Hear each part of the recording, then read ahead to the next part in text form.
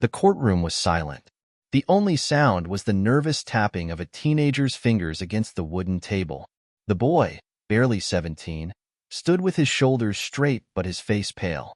Across from him, Officer Bradley smirked, his arms crossed as he leaned against the witness stand. "So, kid," Officer Bradley said, his voice dripping with arrogance. "Still trying to play the victim? We all know you were in the wrong." The teen didn't say a word. Instead, he reached into his pocket and pulled out a phone. "What's this, your diary?" Bradley mocked, chuckling under his breath. The other officers in the room smirked. The teen didn't flinch. He pressed a button. The screen lit up. A video started playing, and in a matter of seconds, Officer Bradley's smirk disappeared. His face drained of color. His hands twitched as his eyes darted toward the judge, then back to the screen. The courtroom gasped. Bradley's own voice rang out from the phone's speaker, loud and clear. "You think anyone's gonna believe a punk like you over me? I can do whatever I want, and you'll take the blame. That's how this works, kid." A stunned silence followed.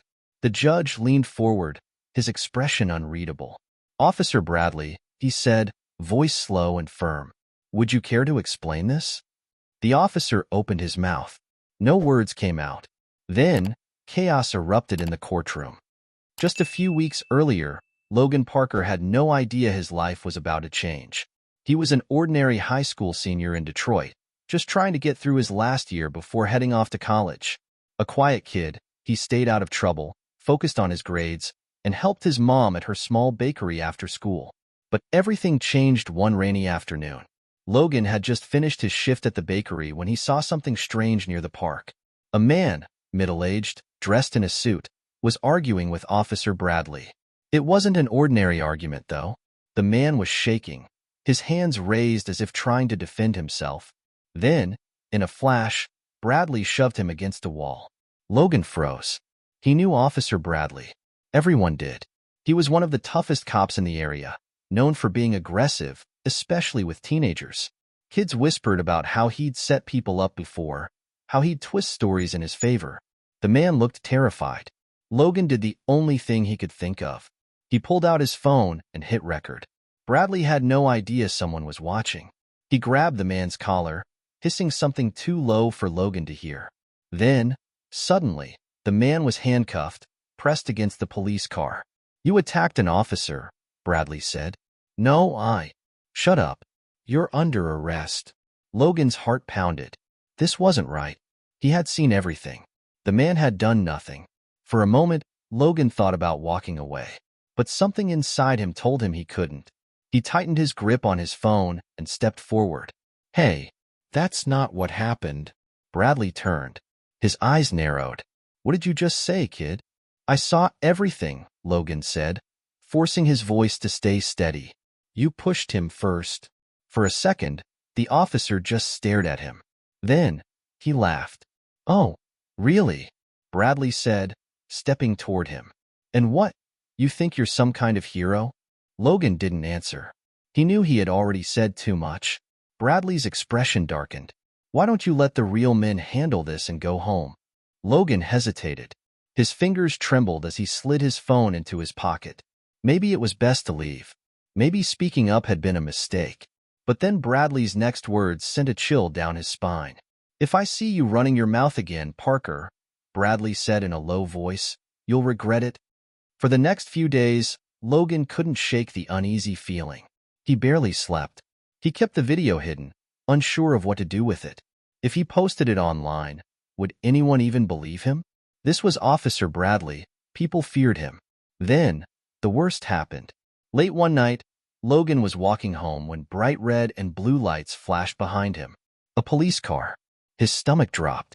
Before he could react, the car door opened, and Bradley stepped out. "Logan Parker," he said, his voice dangerously calm. "Didn't I tell you to keep your mouth shut?" Logan took a step back. I didn't do anything." Bradley smirked. "That's cute. You see, kid, I was in the mood for a little fun tonight." Then, in an instant, everything went wrong. The next thing Logan knew, he was on the ground, face pressed against the cold pavement, handcuffs snapping around his wrists. "You're under arrest for resisting a police officer," Bradley said. What? Logan struggled, panic rising in his chest. I didn't resist anything. But it didn't matter, because no one was there to see what really happened. No one except Logan. As he was shoved into the back seat of the police car, Logan realized one thing. Officer Bradley wasn't just a bad cop. He was dangerous. And if Logan didn't do something soon, he wouldn't be the only one to suffer. The courtroom door slammed shut behind Logan as he was led inside in handcuffs a few days later. His mother was crying in the front row. Officer Bradley stood tall, his badge gleaming under the fluorescent lights. He had already told his side of the story, the one where Logan had attacked him, resisted arrest, and had been a threat to an officer. The judge turned to Logan. Do you have anything to say for yourself? Logan's mouth was dry. His heart pounded. Then, he took a deep breath. He reached into his pocket, and he pulled out the phone. He pressed play, and the courtroom erupted. Officer Bradley's hands were shaking. Everyone had heard it. The threats, the lies, the truth. The judge's voice boomed. Officer Bradley, you are hereby ordered to be detained for further investigation. Logan stared in shock. He had done it. But just as relief washed over him, Bradley turned his head slightly, and the look in his eyes made Logan's blood run cold. This wasn't over. Not even close. The courtroom exploded into chaos. Reporters scrambled for their cameras. The judge banged his gavel, trying to regain control. Logan stood frozen as he watched the once arrogant officer Bradley being restrained by two other officers. Get your hands off me, Bradley snarled, jerking his arms. His face was no longer smug. It was twisted with rage. The judge ignored him. He turned to Logan, his expression softer now. Young man, where did you get this video? Logan swallowed hard. I recorded it myself, he said. His voice was shaky, but he kept his head high. I saw what he did. I knew it was wrong. The judge nodded. And why didn't you come forward earlier? Logan hesitated. Because I was scared. A murmur spread through the courtroom. Logan's mom wiped tears from her eyes. She wanted to rush to her son, but the officers kept her in place. Bradley's face darkened. You're lying. That video is fake. His voice was desperate now.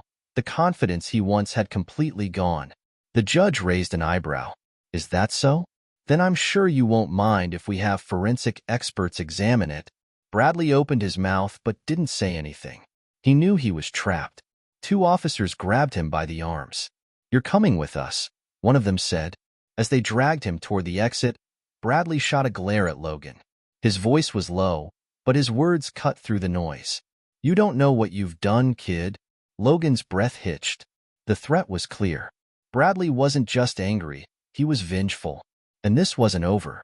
2 days later, Logan walked down his neighborhood street, his hood pulled over his head. The air was crisp, but he was sweating. Ever since the trial, reporters had been outside his house, trying to get a statement. He had barely left his room, but he couldn't hide forever. His mom had asked him to go to the bakery to help with the afternoon rush. He wanted to say no. He wanted to stay locked away, where it was safe. But then what? Would he let fear control his life? No.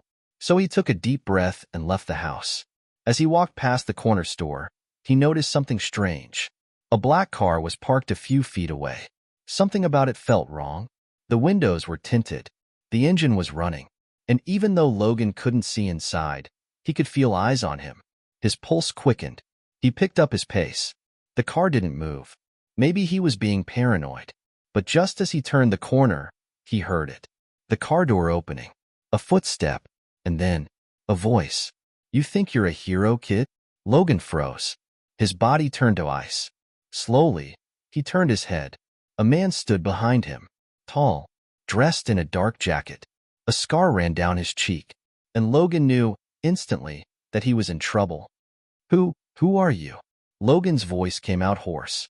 The man took a step closer. Let's just say I'm a friend of Bradley's. Logan's stomach dropped.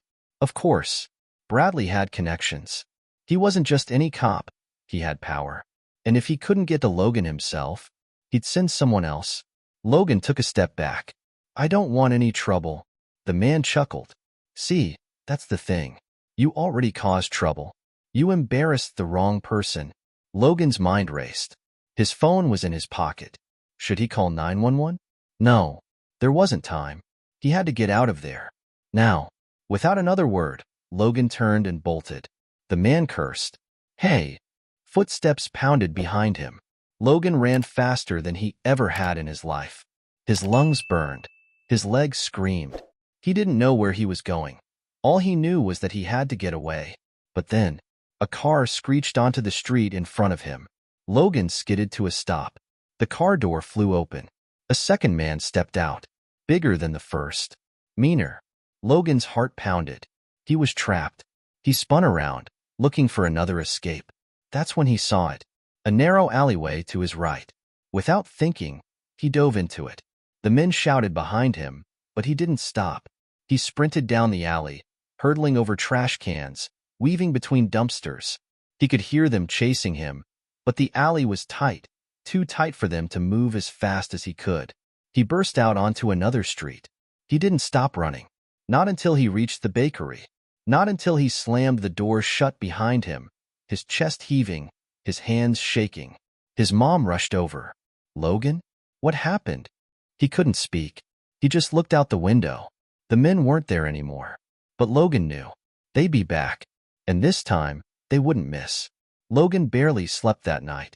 Every time he closed his eyes, he saw their faces, the two men, the dark car, the way they had hunted him like prey. He kept checking the window, half expecting to see them standing outside his house. But the street remained empty. For now. By morning, Logan knew one thing for certain. This wasn't over. And if he didn't do something, he and his mom were in danger. The next day, Logan sat at the kitchen table, staring at his phone. His mom was still asleep upstairs, exhausted from the bakery. She had no idea what had happened. Logan didn't want to worry her, not yet, but he needed help. And there was only one person he could think of. Detective Mark Henderson. Logan had seen him in the courtroom during Bradley's hearing. Unlike the other officers, Henderson had actually seemed decent. He hadn't laughed when Bradley mocked Logan. He hadn't looked away when the video played. Instead, he had watched. And now, Logan was praying that meant something. His fingers trembled as he found the number online. He hesitated. Then, he pressed call. 30 minutes later, Logan sat in a booth at a quiet diner downtown. The door chimed, and Detective Henderson walked in. The man was in his mid-40s, with graying hair and sharp eyes that looked like they missed nothing. He slid into the seat across from Logan, setting a cup of black coffee down in front of him. So, Henderson said, folding his hands on the table. What's going on, kid? Logan swallowed. I think I'm being followed. Henderson raised an eyebrow. Followed by who? Logan hesitated. Then, he told him everything. The men outside the bakery.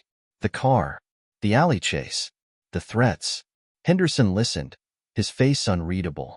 When Logan finished, there was a long silence. Then, the detective sighed. Bradley always had friends in the wrong places. He took a sip of coffee. And if he sent people after you, it means he's getting desperate. Logan's stomach tightened. So what do I do? Henderson leaned forward. You need protection. Logan frowned. Like, witness protection? Henderson shook his head. Not yet. We don't have enough to make an official case out of this. But I can put officers near your house. Keep an eye out. Logan bit his lip. That won't stop them forever. Henderson studied him. No, it won't. A heavy silence fell between them. Then, the detective pulled a card from his pocket and slid it across the table. My direct line, he said. If anything happens, anything, you call me. No matter what time it is. Logan stared at the card. He should have felt relieved. But all he felt was dread. Because deep down, he knew. Bradley's men weren't going to stop. They were only getting started. That night, Logan stayed inside. He kept all the lights off, his curtains drawn. His mom had noticed how quiet he was, but he brushed her off, telling her he was just tired. She bought it. For now. But as the clock hit midnight, something changed. A sound. A car engine. Logan's breath hitched. He crept to the window, carefully pulling the curtain back an inch. His blood ran cold. A black car, parked across the street. It was them. They had found him. His hands shook as he reached for his phone. He dialed Detective Henderson's number, pressing the phone to his ear. Pick up, he whispered. Ring, ring. Then, a voice. But it wasn't Henderson's. It was someone else. And they were already inside the house. You should have kept your mouth shut, kid. Logan's heart stopped. The voice was close. Too close. He turned his head slowly. A shadow moved near the staircase. Someone was in the house. Logan's grip tightened around his phone, but his fingers were ice cold. He couldn't move. He couldn't breathe. Then, the floor creaked. The shadow stepped forward. A man. Logan recognized him instantly, the one with the scar from the alley. A wicked grin spread across his face. You thought you could run? He said. Logan's mind screamed at him to move, but his legs wouldn't work. The man took another step. Bradley sends his regards. And then, the lights flickered. A deafening crash shattered the silence. The front door burst open. And suddenly, the house was filled with flashing red and blue lights. Cops. Gun drawn, Detective Henderson stormed inside. Get your hands in the air. The man cursed. He reached into his jacket, but Henderson was faster. Bang. A single shot. The man staggered back, clutching his arm. He howled in pain, his gun clattering to the floor. Within seconds, officers swarmed the room, tackling him to the ground. Logan collapsed against the wall, his whole body shaking. It was over. For now. But as Henderson knelt beside him, gripping his shoulder, Logan saw the look in his eyes. This wasn't the end. It was only the beginning. The house was swarming with police officers. Flashing red and blue lights painted the walls, and voices filled the air. Shouting orders, radio chatter, and Logan's mom sobbing as she clutched her son tightly. Detective Henderson stood a few feet away, his jaw clenched as he watched the injured man being hauled out in handcuffs. The officers shoved him into the back of a patrol car, slamming the door shut. Logan could still hear the gunshot ringing in his ears, still feel the cold terror of the moment he realized he wasn't alone. His hands were trembling. He clenched them into fists, trying to steady himself. It's over, Henderson said, stepping closer. You're safe now. Logan wasn't sure he believed that. An hour later, the house was quiet again. The officers had cleared out. His mom sat beside him on the couch, her eyes puffy from crying. She hadn't let go of his hand since the chaos ended. Logan, she whispered, her voice thick with emotion. I need to know what's going on. He exhaled slowly. He had kept so much from her, trying to protect her. But now, she needed to know everything. So he told her. About Bradley. About the video. About the threats. Her hand tightened around his. Oh, my baby, she whispered, shaking her head. Why didn't you tell me? Because I didn't want you to worry, Logan admitted. I thought I could handle it. Tears welled in her eyes. You don't have to handle anything alone, Logan. She cupped his face in her hands, her voice breaking. You are not alone. The words hit him harder than he expected. For so long, he had felt like he was fighting this battle alone. But maybe he didn't have to. The next morning, Logan found himself sitting in the back seat of a police car, heading toward the precinct. Detective Henderson had insisted that Logan needed to be somewhere safe while they sorted everything out. I'm putting a protective detail on you and your mom, Henderson said from the front seat. No more surprises. Logan nodded. And the guy from last night? Henderson's grip tightened on the steering wheel. He's refusing to talk. But we're running his prints. We'll find out who he is. Logan swallowed hard. He already knew one thing. Whoever that man was, he wasn't acting alone. And if Bradley was desperate enough to send people into Logan's house, there was no telling what he'd do next. At the station, Logan was taken into a private office, away from the main bullpen. Henderson paced in front of him. We have enough evidence to keep Bradley in custody, he said. But his trial is still weeks away. That means his people have time. Time for what? Logan asked, his stomach tightening. Henderson's expression darkened. To get rid of you. The words sent a chill down Logan's spine. I need to ask you something, kid, Henderson continued. And I need you to be honest. Logan nodded slowly. Okay. Is there anything else you're not telling me? Logan hesitated. The answer was yes. Because there was something else. Something he hadn't told anyone. Not even his mom. Not even himself. A second video. A video he had recorded the night he was arrested. The one where Bradley had whispered threats in his ear, promising that no one would ever believe him. The one where another officer, one Logan didn't recognize, had been standing beside Bradley, watching, silent. A second cop.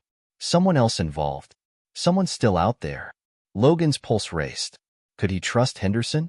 Would coming forward with this video make things worse? Or was it the only way to finally end this nightmare? His heart pounded. And then, just as he opened his mouth to answer, boom, the office window shattered. Logan dove to the floor as gunfire erupted outside. Someone was shooting at the station. Someone was coming for him. Henderson reacted instantly. "Stay down," he shouted, reaching for his gun. The air was thick with chaos. Officers scrambled, shouting orders. The radio crackled with urgent voices. Logan's ears were ringing. His breath came in short, panicked gasps. More gunshots. Then, silence.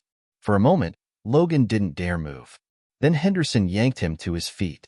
"We need to go. Now." Logan's legs felt like jelly as he stumbled after the detective. The station doors burst open. Officers were swarming outside, weapons raised. And just beyond the parking lot, a black car, the same one from before. Logan's stomach twisted. The shooter was gone. But the message was clear. This wasn't just about scaring him anymore. This was war. And Logan was the target. Logan's heart was pounding as he sat in the back of an unmarked police car, gripping the seatbelt like it was the only thing keeping him grounded. The attack at the station had changed everything. This wasn't just about Bradley anymore. This was bigger. Henderson drove with tense shoulders, his knuckles white against the steering wheel. The city lights blurred past them. "Where are we going?" Logan finally asked, his voice hoarse. "Somewhere safe," Henderson muttered. Logan swallowed hard. "Are we in witness protection now?" Henderson hesitated. "Not officially." Logan frowned. "What does that mean?" "It means we're not waiting around for the system to catch up," Henderson said. "We don't know who else in the department is dirty. I'm not taking any chances." That sent a chill through Logan's veins. A corrupt cop was bad enough. But multiple? This was deeper than he had realized. They drove in silence for what felt like hours. Logan's mind raced. The gunshots still echoed in his ears. They had tried to kill him. Not threaten him. Not warn him. Kill him. And they weren't done. Henderson finally pulled off the highway, taking a back road into a wooded area. A small cabin sat at the end of a dirt driveway, barely visible through the trees. "This is it," Henderson said, killing the engine. Logan stared at the cabin. "You own this place?" Henderson snorted. "No, but a friend does." Logan glanced at him. "A friend? A cop I trust." That didn't bring Logan much comfort. But at this point, he had no other choice. They got out of the car, the crunch of gravel beneath their feet loud in the eerie silence. Henderson knocked twice on the cabin door. A moment later, it opened. And standing there was the last person Logan expected to see. Sergeant Rebecca Carter, one of the highest-ranking officers in the city. Logan recognized her instantly. She had been in the courtroom during Bradley's hearing. She was one of the few who hadn't looked entertained when Bradley mocked him. Still, Logan wasn't sure if he could trust her. But Henderson did. "Carter," Henderson said, "you up to speed?" She nodded. "I saw the reports. The shooting at the station. The break-in at his house." She turned to Logan. "They're getting desperate." Logan's hands clenched into fists. "Yeah, I noticed." Carter sighed. "Come inside. We need to talk." The cabin was small but cozy. A fireplace crackled in the corner. The windows were covered with thick curtains, keeping them hidden from the outside world. Carter poured a cup of coffee and handed it to Logan. "You need to tell us everything, kid." Logan hesitated. Then, he made a decision. He reached into his pocket, and he pulled out his phone. "I have another video," he admitted. Henderson's eyes narrowed. "What?" "I recorded it the night Bradley arrested me," Logan said. His voice was shaking, but he forced himself to continue. "There was another cop there. I don't know who he is, but he let it happen. He didn't stop Bradley. He just watched." Silence. Then, Carter swore under her breath. Play it. Logan hesitated. If this cop was still out there, still working on the inside, showing this video could be the final nail in the coffin. But wasn't that the point? He took a deep breath and pressed play. The video was shaky, recorded from Logan's pocket, but the voices were clear. Bradley's voice, low and threatening. You think anyone's gonna believe a punk like you over me? I can do whatever I want, and you'll take the blame. Then, another voice. A second cop. You should have just kept your head down, kid. The voice sent a shiver down Logan's spine.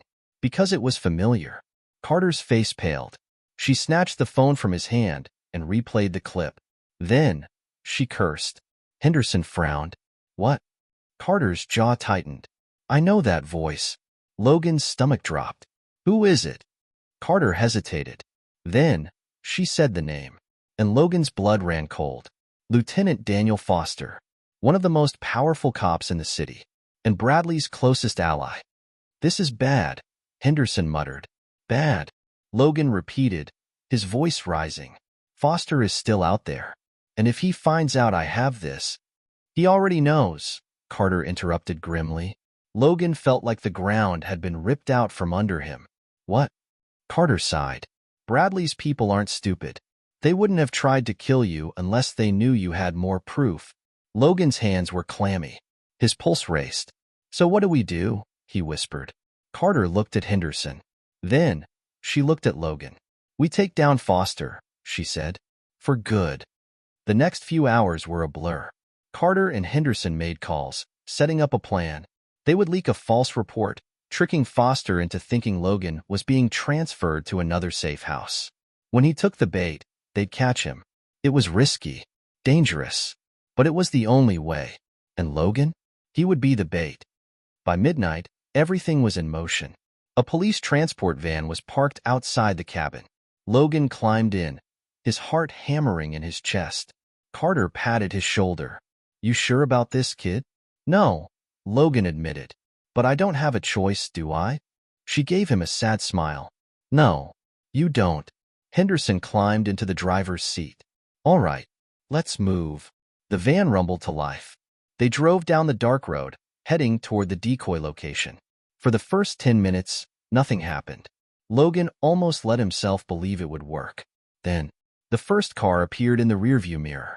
Then another, and another. Henderson's grip tightened on the wheel. They're here, he muttered. Logan's breath hitched. The cars sped up, and then, bam, the first car rammed into them. The van swerved violently. Logan was thrown against the seat. Tires screeched. Headlights flashed. And then, gunfire. The van swerved violently as bullets shattered the side mirrors. Logan's heart pounded in his chest. He gripped the seat, his knuckles white, as Henderson fought to keep control of the vehicle. Hold on, Henderson barked, slamming his foot on the gas. Logan barely had time to brace himself before the van lurched forward, speeding down the dark road. More gunshots. Glass exploded from the back window. They're trying to take us off the road, Henderson growled. Logan twisted in his seat, peering out the broken window. 3 cars, 2 in pursuit, 1 pulling ahead, trying to cut them off. And in the front car, Logan's breath caught. Lieutenant Foster. The man in the driver's seat was staring straight at him.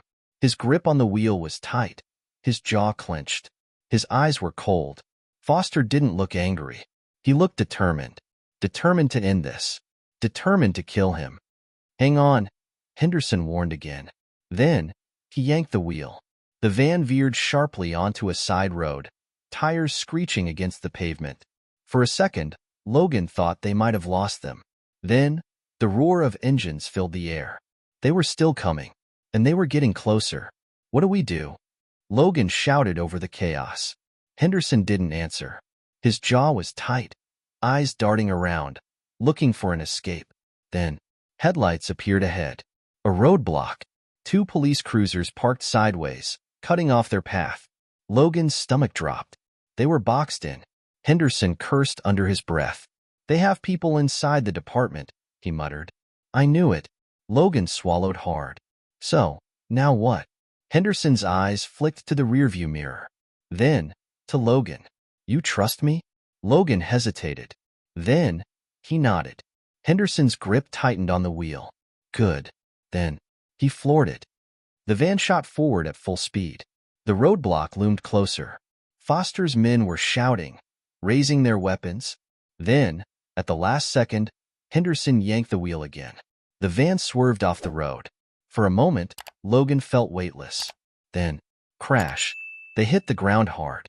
The van bounced, tires skidding against dirt, flying through the trees.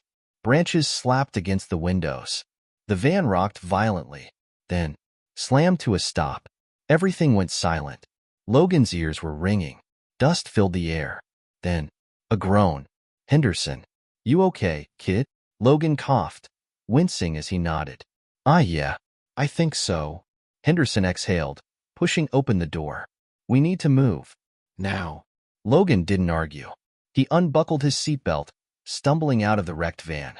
They were in the woods now.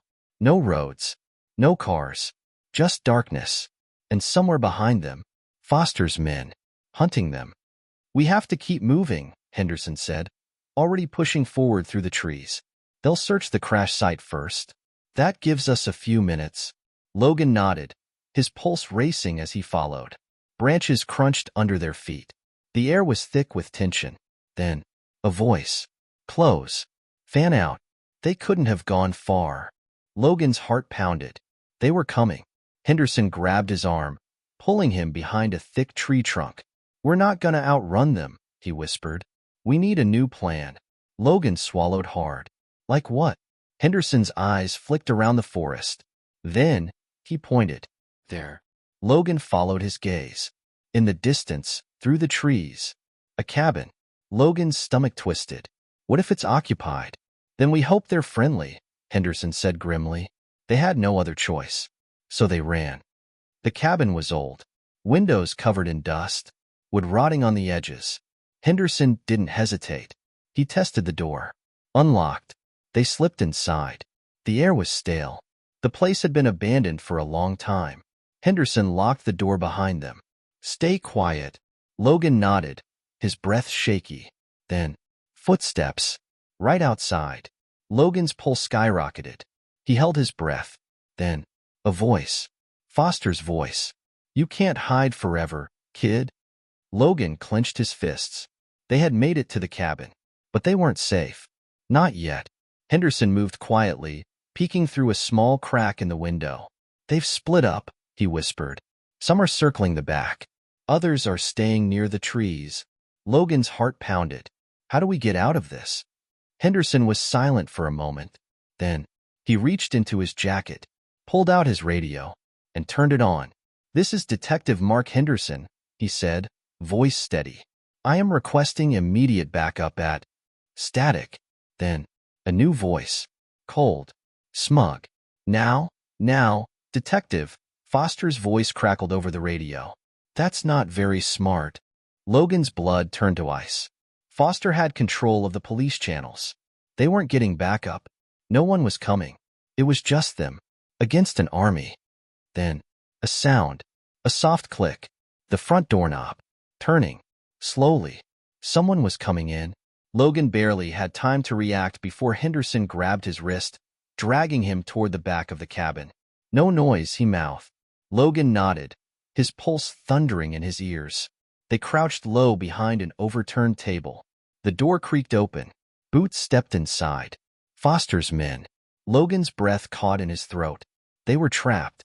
No exits. No help. And the enemy was already inside. The air inside the cabin was thick with tension. Logan held his breath, pressing himself against the wooden floor as boots thudded against the creaking planks.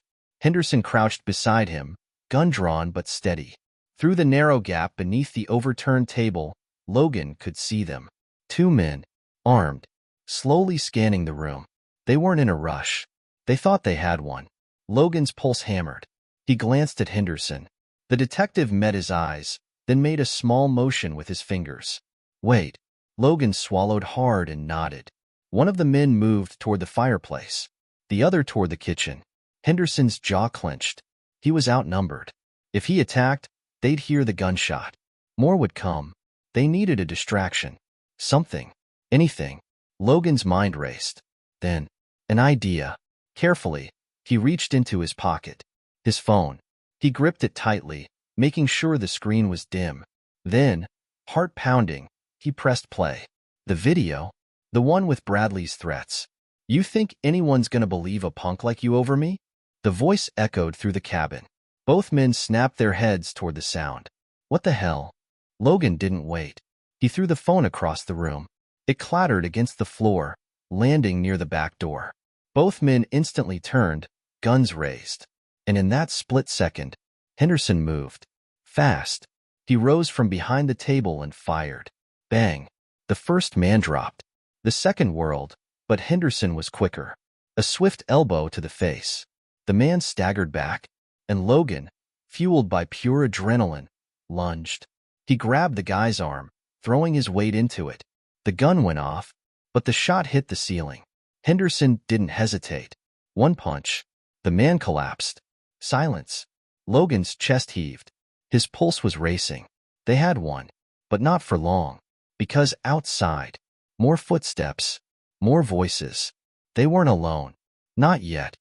"We have to go," Henderson whispered. Logan nodded, his hands still shaking. They had seconds before more of Foster's men reached them. Henderson grabbed a fallen gun and pressed it into Logan's hands. Logan's eyes widened. I don't. "No time, kid," Henderson muttered. "Just hold on to it." Logan swallowed. The cold metal felt heavy in his grip. Then, crash. The front door burst open. Foster stepped inside. He was alone, gun raised, and he was smiling.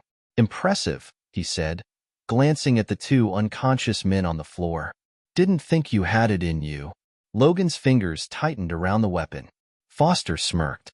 "Go ahead, kid. Shoot me." Logan's breath hitched. He wanted to. After everything this man had done, everything he had ruined, he wanted to pull the trigger. Foster tilted his head. "No? That's what I thought." Henderson's grip on his own gun never wavered. "Drop it, Foster." Foster chuckled. "Come on, Mark. You really think this ends here?" Henderson didn't answer. Foster took a step forward.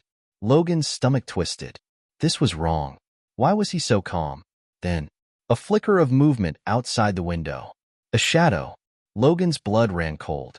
There was someone else out there, and Foster was just the distraction. Too late. The back door exploded open.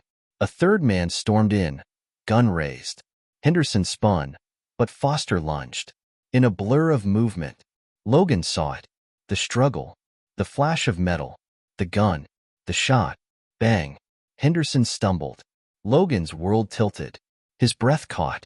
Henderson staggered back, clutching his side, blood spreading across his shirt. Logan froze.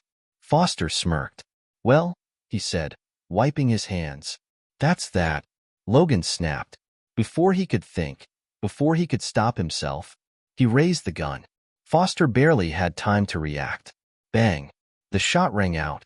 Foster's eyes widened. For the first time, he looked afraid. Logan's hands were shaking. His breath was ragged. Foster staggered. Then, he collapsed. Silence. The man by the back door cursed, scrambling backward. Henderson, still clutching his wound, lifted his gun. Bang. The second man went down. More silence. Logan's hands were still gripping the weapon. His entire body was trembling. Foster wasn't moving. Henderson groaned, pressing against his side. "Kid, you okay?" Logan couldn't answer. He had just shot a man. He had just shot a man. His breath came in short gasps. His vision blurred. Henderson reached out, gripping his arm. "Hey, look at me." Logan blinked rapidly. "You did what you had to," Henderson said firmly. "Okay." Logan swallowed. "Okay. Maybe." Sirens. In the distance. Louder. Closer. Someone had called it in. Henderson's eyes flicked toward the window. "We have to make sure Foster doesn't walk away from this." Logan hesitated. Then, he stepped forward. Foster was still alive. Barely. Coughing. His smirk was gone now. Logan stood over him, fists clenched. "It's over." Foster chuckled weakly. "Kid, you think this stops with me?" He coughed, blood on his lips. You don't know how deep this goes. Logan's stomach twisted, but he didn't care. Not right now, because outside, police cars were skidding to a stop. The nightmare was almost over. Almost. The blinding red and blue lights flooded the cabin. The wail of sirens echoed through the trees, sending a wave of both relief and dread through Logan. It was over, or at least it should have been. Foster lay on the floor, bleeding but alive.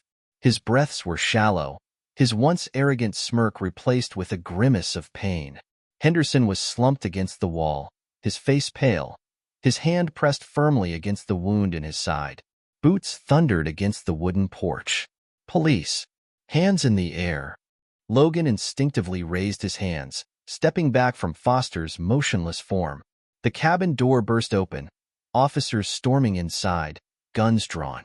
Drop your weapon. Logan blinked in confusion, then realized he was still holding the gun. He dropped it instantly, his breath catching in his throat. An officer grabbed him, yanking his hands behind his back. Wait, wait, Henderson groaned, trying to push himself up. He's not the enemy. But Logan barely heard him, because standing in the doorway, staring right at him, was Captain Hayes, and Logan had seen his face before. In the courtroom, standing beside Bradley, his stomach twisted. Something was wrong. You okay, Henderson? Hayes asked, stepping inside. Henderson grunted. Took a bullet. I'll live. Yeah. Hayes turned his gaze toward Foster, who was still bleeding on the floor. And him? Logan expected anger or disgust, but what he saw in Hayes's expression was calm. Too calm. He knew. Right then, he knew. Captain Hayes was one of them. Foster chuckled weakly from the floor, his voice raspy. Took you long enough. Henderson stiffened. What? Hayes sighed. It's a shame you got caught up in this, Mark. Logan's blood ran cold. No, no, no, no. Hayes turned to the officers standing behind him. Take Henderson and the kid into custody. We'll handle the rest. Logan's heart stopped. What? Henderson growled. You heard me. Hayes's expression darkened. Put them in the car. We'll make sure this mess disappears. Logan's entire body went rigid. This wasn't a rescue. This was a cover-up. And now, they were loose ends. The cuffs were tight around Logan's wrists as they shoved him toward a police SUV. The night air was cold against his skin. His mind was spinning, his heartbeat hammering in his ears. This couldn't be happening. Not now. Not when he was so close to getting justice. Henderson was forced into the front passenger seat. He was still bleeding, but the officers didn't care. Where are you taking us? Logan asked, his voice barely steady. One of the officers sneered. Somewhere quiet. Logan clenched his jaw. Somewhere quiet, where no one would find them, where this would all be buried. His stomach twisted. He had to do something. Now. The SUV rumbled to life.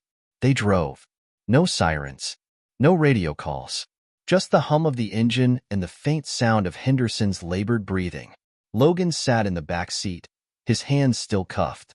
The driver and the officer beside him were silent. And Captain Hayes was following behind them in another car. They weren't going to a police station. They were going to die. Logan's pulse raced. Think. His eyes darted around the SUV. There had to be a way out. A chance. A weakness. Then, his gaze landed on Henderson's gun. Still holstered. Still within reach. Logan's breath caught. Could he do it? If he failed, they were dead. But if he didn't try, they were dead anyway. His jaw tightened. There was no other choice. The SUV hit a bumpy stretch of road. It was now or never. Logan lunged. With every ounce of strength he had, he slammed his shoulder into the officer beside him. The man cursed, thrown off balance. Henderson moved, even wounded. His elbow snapped up, slamming into the driver's face. The SUV swerved violently. The officer beside Logan reached for his gun, but Logan was faster. He kicked hard, sending the man crashing into the door. Henderson ripped his gun free. Bang! The driver jerked, the bullet grazing his arm. The SUV spun out of control. For one terrifying second, they were weightless. Then, crash. Pain exploded through Logan's body. He gasped for breath, dazed. Metal groaned. The SUV was flipped onto its side. The windshield shattered. Logan struggled, his vision blurred. Henderson was groaning beside him. And outside, Hayes's car screeched to a stop. Logan's heart stopped. He could hear them, getting out, coming toward the wreckage. Gunshots. Voices shouting. They were coming to finish it. Panic clawed at Logan's throat. He couldn't move. He couldn't run. And the last thing he saw was a dark silhouette standing over him. A gun raised. A cruel smirk. Then, everything went black. Logan's head throbbed.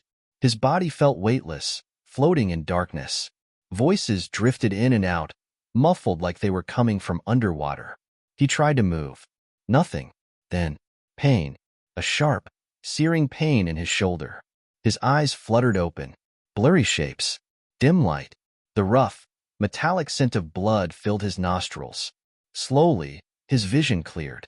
And the first thing he saw was Captain Hayes, standing over him, smirking. Logan's stomach dropped. He wasn't in the SUV anymore. He was somewhere else. Somewhere worse. His wrists were bound to a chair. His ankles, too. The ropes dug into his skin. The room was cold. Concrete walls. A single dim bulb flickered overhead. Not a police station. Not a hospital. A warehouse. Logan's pulse spiked.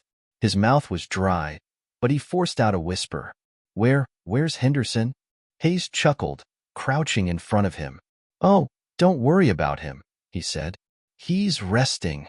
Logan's gut twisted. No, he couldn't be. Still alive, Hayes added with a smirk, reading Logan's expression. For now. Logan clenched his jaw.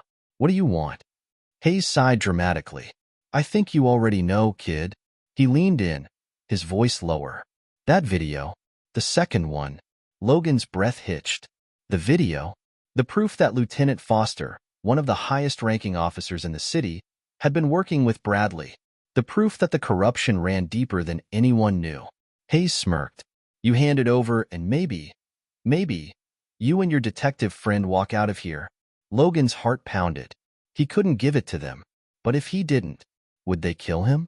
Would they kill Henderson? His mind raced. There had to be a way out. There had to be. The door creaked open. Another figure stepped inside. Tall, broad-shouldered. Foster. Logan's blood ran cold. The man's face was still bruised from their last encounter. He moved stiffly, his arm wrapped in a bloodied bandage. But his eyes burned with pure rage. Nice to see you again, kid, Foster said, his voice venomous. Logan swallowed hard. Foster turned to Hayes. Why is he still breathing? Hayes sighed. Patience, Danny. I told you. We're giving him a chance. Foster scoffed. He had his chance. Then, he pulled a knife from his belt. Logan's heart stopped.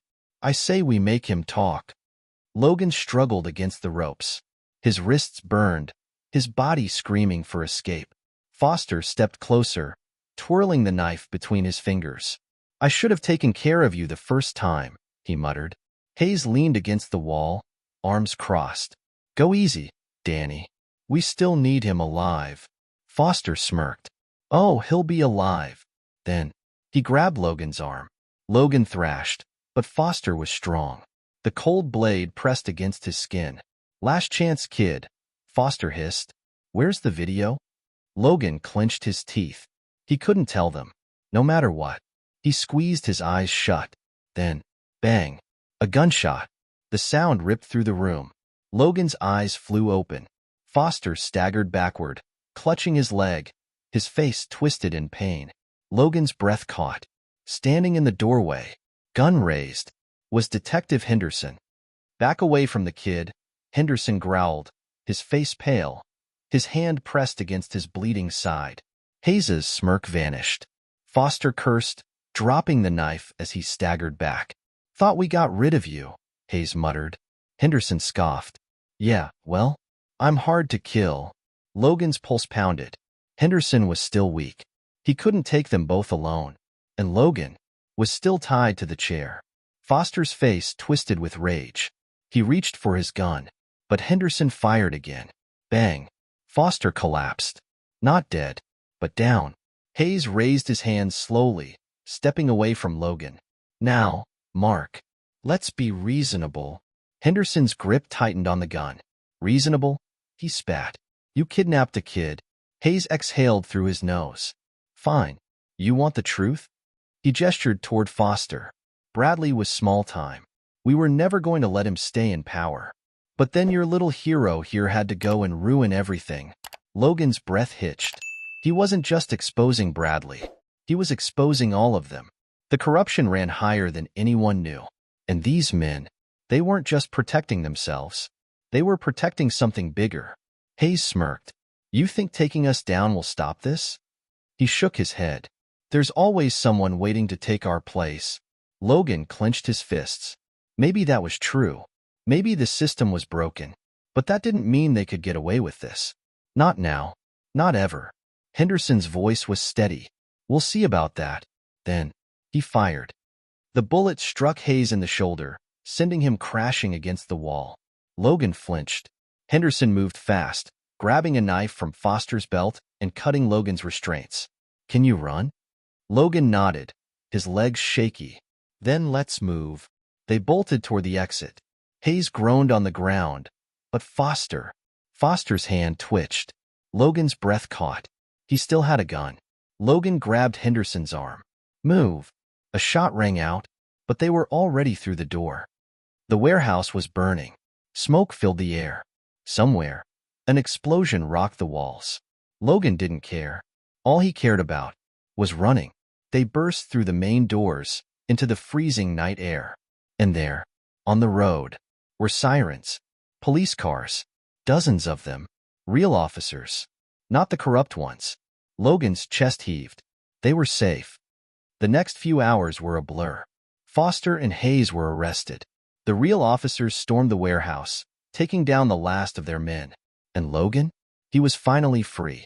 Henderson sat beside him in the ambulance, his face pale but smiling. We did it, kid, he murmured. Logan exhaled, the weight lifting from his chest. They had won. But he knew. This fight wasn't over. Not yet. Because corruption didn't end with one man. But it was a start. And sometimes, that's all you needed. The flashing lights of the police cruisers painted the road in shades of red and blue. The cold night air burned Logan's lungs as he sat in the back of the ambulance, a thermal blanket draped over his shoulders. He could still hear the echoes of gunfire in his ears, the smell of burning metal thick in the air. But it was over. Foster and Hayes had been taken down. The corrupt officers were in handcuffs, shoved into the back of squad cars. And the remaining officers, the real ones, were securing the scene. For the first time in weeks, Logan felt like he could breathe. Henderson, sitting beside him, gave him a weak but satisfied nod. He looked exhausted, his side still wrapped in bloody bandages, but he was alive. We made it, Henderson murmured, his voice rough. Logan nodded, swallowing the lump in his throat. Yeah, they had won. But as Logan looked around at the chaos, at the officers barking orders, at the media vans pulling up in the distance, he knew this wasn't over. Not yet. The hours that followed were a blur of flashing cameras, sirens, and endless questions. Logan was taken to the precinct, not in cuffs this time, but under protection. Henderson stayed close by, his presence the only thing keeping Logan grounded. Captain Hayes and Lieutenant Foster were officially in custody, but Logan could still hear Foster's words ringing in his ears. You think taking us down will stop this? There's always someone waiting to take our place. That thought sent a shiver down his spine. How deep did this corruption go? How many others were still out there? Logan clenched his fists. They weren't done.